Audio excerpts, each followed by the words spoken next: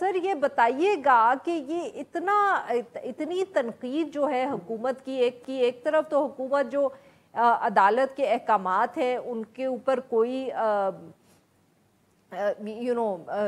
उनको इग्नोर कर रही है, डिफाई कर रही है, if you allow me to use that word. उन्होंने इलेक्शंस का कहा तो वो पैसों का मनी बिल बना के उसको पार्लियामेंट में भेज दिया, पार्लियामेंट से वो कमेटी को चला गया, कमेटी ने आज उसको मुस्तरद कर दिया, उन्होंने कहा ये पैसे नहीं मिल सकते।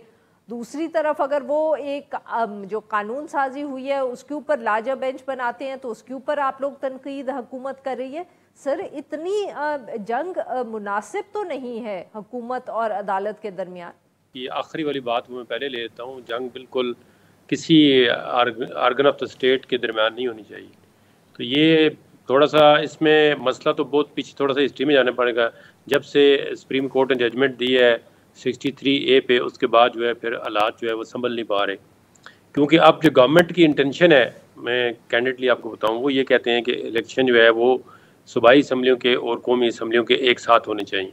अब इसके अंदर जो रुकावटें हैं वो ज़ाहिर है जो इलेक्शन कमीशन का काम है, वो कॉन्स्टिट्यूशनल बॉडी इलेक्शन कराना उसका काम है, लेकिन वो बॉडी इतनी इंडिपेंडेंट नहीं है कि वो गवर्नमेंट के बगैर और किसी सिक्योरिटी एजेंसीज के बगैर इलेक्शन करा सके। तो नहीं वो अभी हर हुकूमत कह देगी कि जी सिक्योरिटी की सिचुएशन ठीक नहीं है, पैसे नहीं है। ये सर जमहूरी मुल्कों में इस तरह होता तो नहीं है।